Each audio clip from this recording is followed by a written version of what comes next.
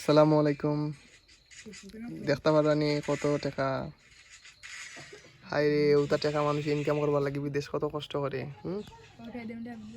তোমার আমার মানুষ আমরা এটা বুঝি না, কিন্তু দেখো কই না কত টাকা টাকা মানে ওটা টাকা মানুষে কিরকম কষ্ট করে, যারা ইনকাম করে কষ্ট করে তারা বুঝতে পারে। আর খরচ করতে তো খুব ভালো লাগে। আনন্দ যারা ইনকাম করে তারা জানে ওই টাকাগুলা তারা কাছে কতটুকু গুরুত্বপূর্ণ।